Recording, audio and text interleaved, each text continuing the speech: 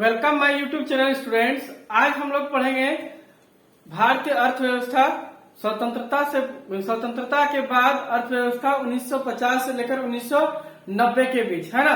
यहाँ पे कुछ टॉपिक हम पहले पढ़ा दिए हैं, कुछ बाकी रह गया है, उसको आज हम क्लियर करा देते हैं। जैसे कि हरित क्रांति था और उद्योग की नीति क्या थी, ये आपको बताना चाहेंगे। सबसे पहले तो बात थी, हम पहले कह चुके हैं कि जब हमारा देश आजाद हुआ 1947, लेकिन हम अर्थव्यवस्था पढ़ते हैं 1950 से लेकर 1990 तक। उसके बाद 1990 से फिर एक अलग अर्थव्यवस्था पढ़ेंगे। एक बार फिर से याद करा देते हैं कि 1950 में हमारे देश में अंग्रेज चले जा चुके थे।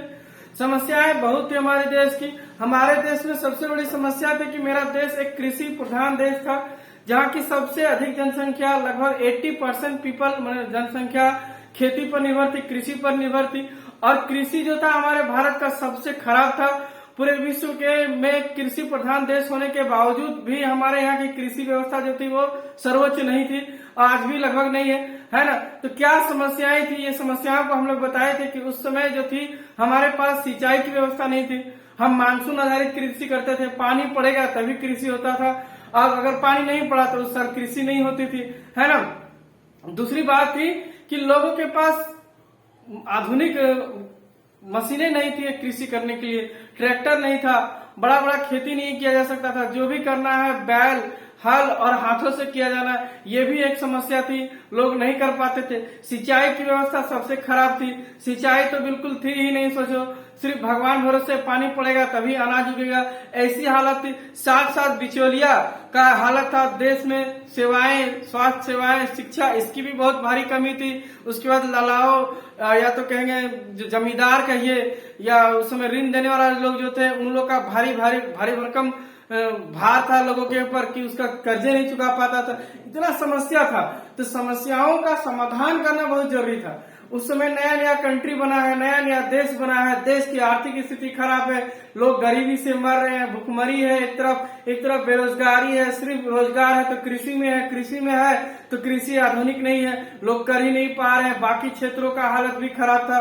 तो आज हम लोग जानते हैं कि कैसे हम लोग उसी दिन बताए थे कि कृषि की बहुत बड़ी समस्याएं थी। तो कृषि का सुधार के लिए सरकार ने योजना आयोग लगाया था, है ना। पर अब तक 12 पंचवर्षीय योजना लग चुकी है, पंचवर्षीय योजना, है ना, जिसमें पंचवर्षीय योजना के तहत नए नए लक्ष्य लिए गए, नए नए निर्धारण किए गए और लक्ष्यों को पूर्ति किया गया। एक दो तो सफल हो गया, एक दो पंचवर्षीय योजना जो थी वो असफल भी हो गई, है ना। उसके पीछे अलग अलग कारण भी था। जब हम लोग पंचवर्षीय योजना पढ़ेंगे तो पंचवर्षीय योजना के बारे में अलग अलग से बेहतरीन तरीके से जानेंगे, है ना। एक पंचवर्षीय योजना के बारे में जानेंगे। आज सबसे पहले हम लोग जानते हैं कि हम लोग कृषि को सुधार करने के लिए सरकार ने योजना अनुसार, मतलब योजना आयोग, अभी उसका नाम बदल के नीति आयोग हो गया है। तो योजना आयोग ने क्या क्या निर्णय लिया, तो बहुत सारे निर्णय लिए। पंचवर्षीय योजना पहली, पंचवर्षीय योजना दूसरी, पंचवर्षीय योजना तीसरी, है ना। तो लगभग दूसरी पंचवर्षीय योजना में दूसरी पंचवर्षीय योजना में एक नया शब्द निकाला गया जिसका नाम था हरित क्रांति। हरित क्रांति के तहत सुधार किया जाएगा। क्या चीज का सुधार होगा, तो कृषि का सुधार होगा। हरा का मतलब क्या होता है, हरा कहाँ है, खेतों में हरियाली है, तो हरा अगर खेतों में है तो खेतों की हरियाली करना है। हरित क्रांति किसी एक फसल का नहीं कहेंगे, सभी फसल का क्या किया जाएगा, उत्पादन में वृद्धि किया जाएगा या तो सुधार किया जाएगा। चलिए सबसे पहले जानते हैं कि हरित क्रांति क्या है। हरित क्रांति का जनक जो है MS स्वामीनाथन। भारत में अगर कभी भी पूछा जाए कि हरित क्रांति का स्वामी या जनक कौन है तो MS स्वामीनाथन। ऐसे भी याद रख लो कि स्वामी कौन है, तो स्वामी है स्वामीनाथन, है ना, हरित क्रांति। और पूरे विश्व में ई बर्लॉग थे, है ना, ई बर्लॉग, जिन्होंने सबसे पहले बताया कि किस प्रकार कृषि का एक नया रिवोल्यूशन तैयार करना है, एक नई औद्योगिक क्रांति लानी है कृषि के तहत, कैसे लानी है वो ई बर्लॉग ने सबसे पहले बताया था। तो सबसे पहले हरित क्रांति के तहत भारत सरकार, हरित क्रांति के तहत किसने, भारत सरकार। और भारत सरकार के तहत चल रही थी क्या योजना, आयोग ने क्या क्या लक्ष्य निर्धारित किया। सबसे पहले कहा कि खाद्यान्न जो है ना आत्मनिर्भर होना चाहिए। खाद्यान्न का मतलब खाने की चीजें, है ना, जितनी भी खाने चीजें है आत्मनिर्भर होना। ठीक है, भारत में कृषि, भारत में बहुत ज्यादा पॉपुलेशन है, वर्ल्ड का 2 नंबर पॉपुलेशन उस समय भी था, लेकिन इतना पॉपुलेशन होने के बाद भी कृषि का आधुनिक स्थिति ना होना, लोगों को पर्याप्त मात्रा में भोजन नहीं मिलता था। पर्याप्त मात्रा में भोजन नहीं मिल रहा तो गरीबी है, भुखमरी है, सारा समस्या यहीं से आ गई, है ना, बेरोजगारी भी। तो सबसे पहले ऐसा कोशिश करना है कि कम से कम जो खाने का भोजन है वो आत्मनिर्भर हो जाए। हम यहाँ से विदेश सामान नहीं बेचने मंजूर है, लेकिन अपना खाने वाला उगा ले, इतना कोशिश करने लगा हरित क्रांति से। तो कैसे होगा, तो आगे पढ़ेंगे तो पता चलेगा कि कैसे होगा। तो समस्या इतनी थी ना कि क्या बताएंगे, एकदम परेशान था उस समय देश की, कैसे कैसे गरीबी, एकदम महागरीबी, गरीबी नहीं जी, गरीबी अभी है, उस समय महागरीबी, दरिद्रता, मतलब कि एकदम कपड़ा नहीं है पहनने के लिए, इतना हालत खराब है। उस टाइम पे सबसे पहले आत्मनिर्भर करना है, खाद्यान्न का क्या करना है, आत्मनिर्भर। ठीक है, आप लोग वीडियो में बने रहिए, वीडियो को लाइक करिए, शेयर करिए और सब्सक्राइब करिए ताकि हम आप लोग के साथ बने रहे। चलिए आगे पढ़ते हैं।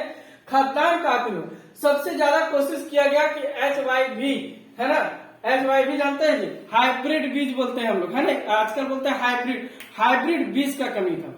अब देखो पहले का जो बीज था ना, एक तो बीज लगाता था मिर्च का, तो उसमें 100 ग्राम या 200 ग्राम मिर्च भी नहीं लगता था, है ना, एक पौधा में इतना मिर्च नहीं होता था।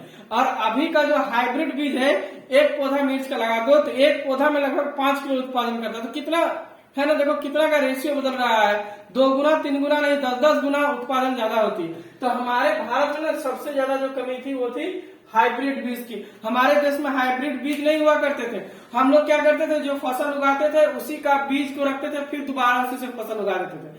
तो उससे क्या होता ना, फसल ज्यादा नहीं होता था। तो भारत में सबसे पहले हाइब्रिड बीज की व्यवस्था की गई। निश्चिंत है, आप लोग जान गए होंगे कि हाइब्रिड बीज जब भारत में नहीं है तो कहीं बाहर से ही लाना पड़ेगा।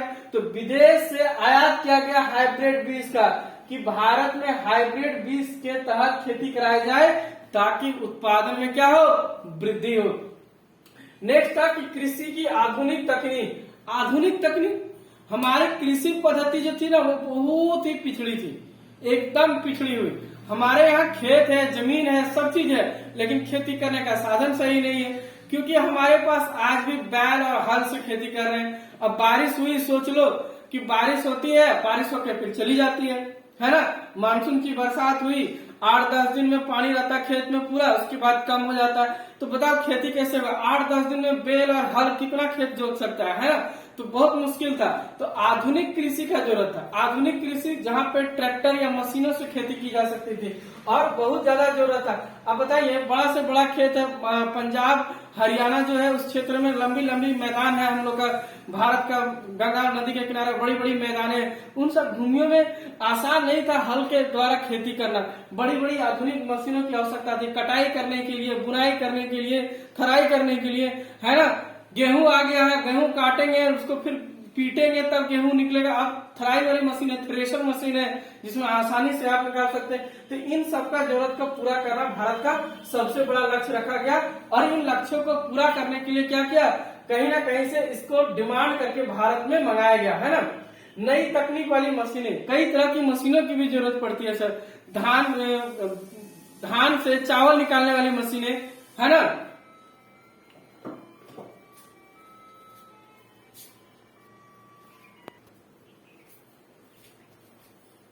धान से चावल निकालने वाली मशीनें, ठीक है, धान से चावल निकालने वाली मशीनों की भी जरूरत थी। पहले लोग हाथों से कूट कूट के चावल निकाल रहे थे। तो इन तरह की नई आधुनिक तकनीक मशीनों का हम लोग को जरूरत था, जिससे क्या कर सकते हैं, कृषि पद्धति को नहीं किया जा सकता था और ज्यादा से ज्यादा उत्पादन किया जा सकता था। फिर था उर्वरक और कीटनाशक, खाद, उर्वरक और कीटनाशक, इसका भारी भरकम भारत में कमी था, क्योंकि बहुत सारी फसल कीड़ा लग जाता था, खराब हो जाता था, बचा ही नहीं पाता था, किसान के पास कोई आइडिया ही नहीं है। और खाद ना होने के कारण से फसल भी नहीं होता था, फसल मुरझुरा जाता था पहले ही, जिससे उत्पादन ज्यादा नहीं होता। तो इसका भी कमी था, इसके लिए बहुत सारा फैक्ट्री लगा दिया गया। लास्ट में भारत में 1950-60 के टाइम पे एक फैक्ट्री लगाया, उर्वरक का खेत झरिया में लगाया, विश्व का दूसरा नंबर बड़ा खाद का फैक्ट्री लगा दिया, ताकि भारत में इसकी कमी ना हो सके।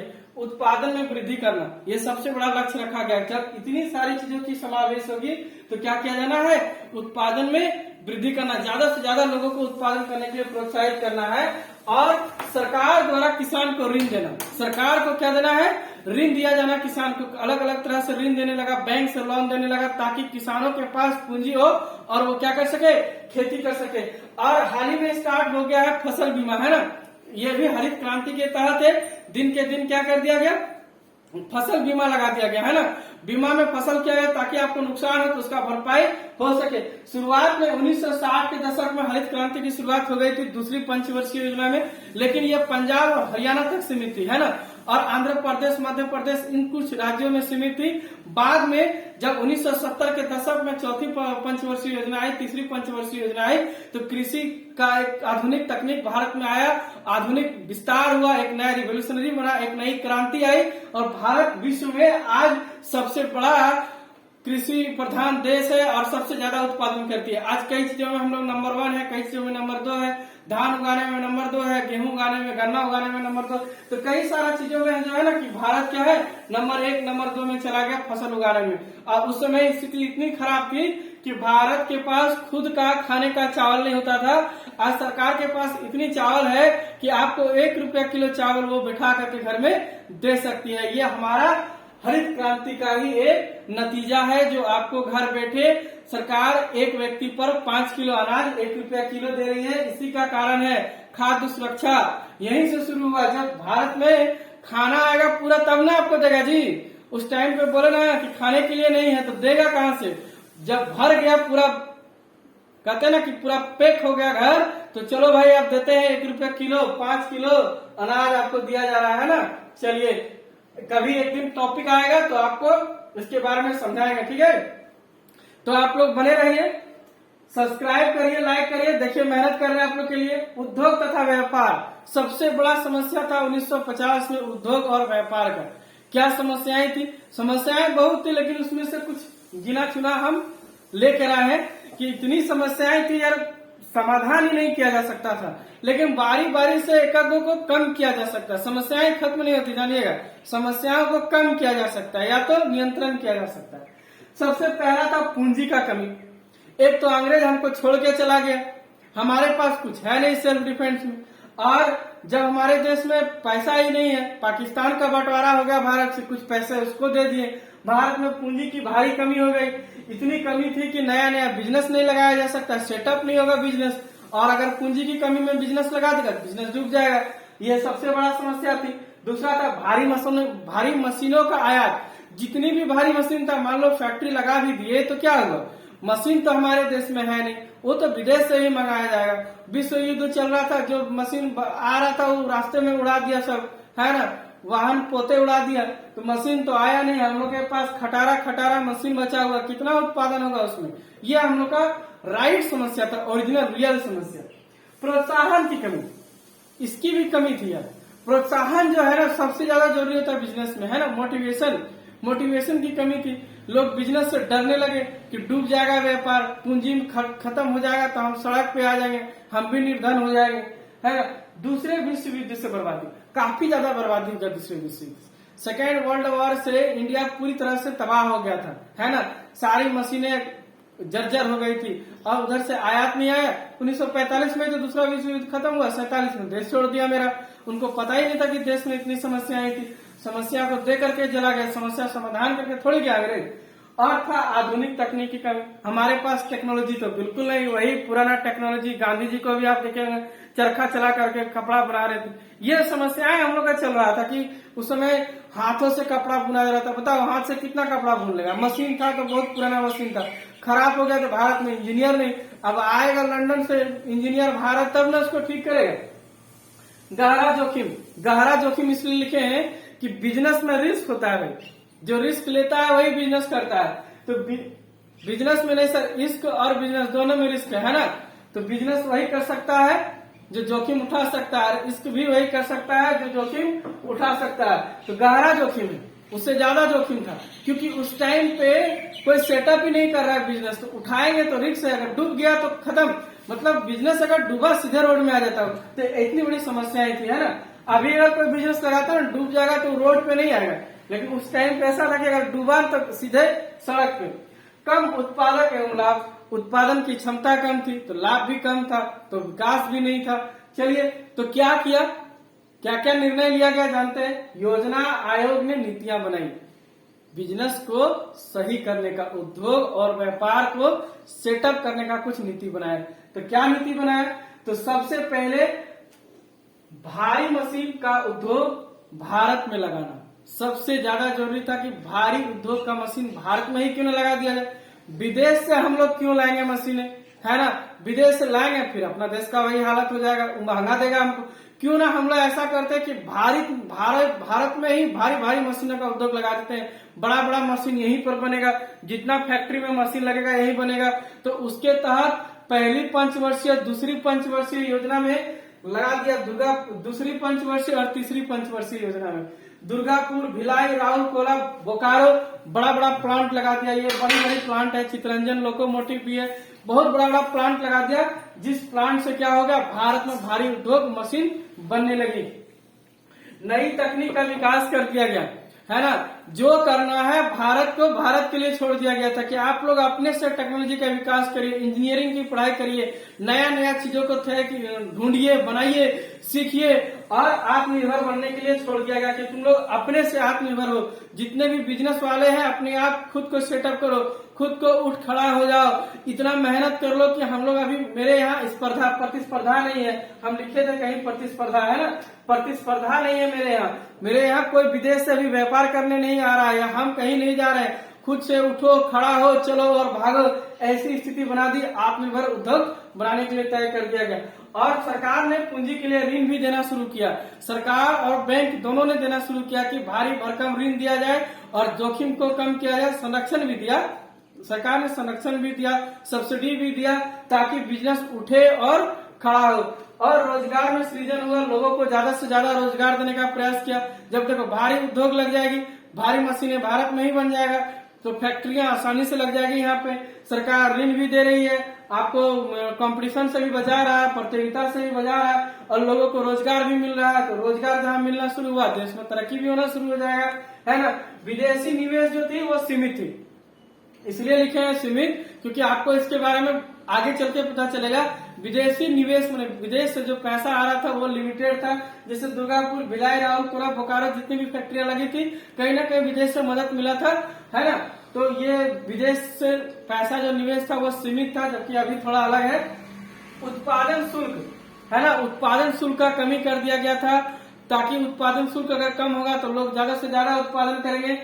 आयात में कमी करने का प्रयास किया गया कि किसी भी तरह हो जाए, हम लोग विदेश से क्या करेंगे, कम से कम आयात करेंगे, सामान हम लोग विदेश भेजेंगे ज्यादा, ऐसा लक्ष्य रखा गया था। भेजेंगे ज्यादा, लेकिन ये संभव नहीं है, हम लोग उसका टेक्नोलॉजी से बहुत पीछे है, इसीलिए ऐसा कर नहीं पा रहे हैं। और सबसे ज्यादा था वाहन को अपने देश में निर्माण करना, है ना। ट्रक, बड़ी बड़ी वाहन है, टाटा मोटर्स, अभी नया कंपनी का नाम सुनेंगे आप लोग, टाटा, है ना। टाटा मोटर्स ने क्या किया कि जितना भी मशीन था वो भारत में ही बनाने लगा, ट्रक, बस, ये सारा। तो हम लोग विदेश से ये कम आने लगा, ये सब में ज्यादा पैसा लग रहा था। और सरकार ने भी कहीं ना कहीं व्यवसाय को संरक्षण दिया कि आपको हम संरक्षण देते हैं, अलग अलग देशों से अलग अलग नई तकनीक ला करके देते हैं, आप लोग सीखिए, समझिए और व्यवसाय को बड़ा करिए। और उस समय सबसे बड़ी चीज थी कि उस समय प्रतिस्पर्धा नहीं था, है ना, कंपटीशन कम था, जो भी सामान था बहुत कम बिजनेस का था, है ना। तो आपस में बहुत, ये नहीं कहेंगे कि कंपटीशन नहीं था, कंपटीशन कम था, ना के बराबर था, ठीक है। जिस कारण से वो लोग क्या करे, अपने आप को उठा सके, बिजनेस को चला सके। और एक और था छोटे उद्योग का बढ़ावा, है ना। बहुत छोटे छोटे उद्योग थे, उन लोगों को कुटीर उद्योग या हाथों से बनाने वाले उद्योग, उन लोगों को बढ़ावा देने का कार्य किया। इस तरह से भारत में क्या किया गया कि औद्योगिक क्रांति लाई गई, नया नया उद्योग को बढ़ाया गया, आगे चलता गया। इस प्रकार 1950 से लेकर 1990 तक चलते गया, है ना। 90 के बाद अलग हो गई, वो हम आपको बताएंगे कि क्यों और कैसे अलग हुआ, ठीक है। तो 1950 से 1990 देश आजाद तो हो गया, छोड़ दिया हम लोग को समस्याओं के साथ, और हम लोगों ने पूरा डट करके मुकाबला किया, हम लोग का पूर्वज लोग। और सबसे पहले तो कृषि जरूरत था, वहां से लड़के हरित क्रांति बोले, तो आज हरित क्रांति देख लेंगे तो कई सारा चीजों में हम लोग वर्ल्ड में नंबर 1 है, कहीं में नंबर 2 है, कहीं में नंबर 3 है। हम लोग दाल दुनिया में नंबर 1 है, चावल में हम लोग नंबर 2 में है, गेहूं नंबर 1, गन्ना में नंबर 2 है।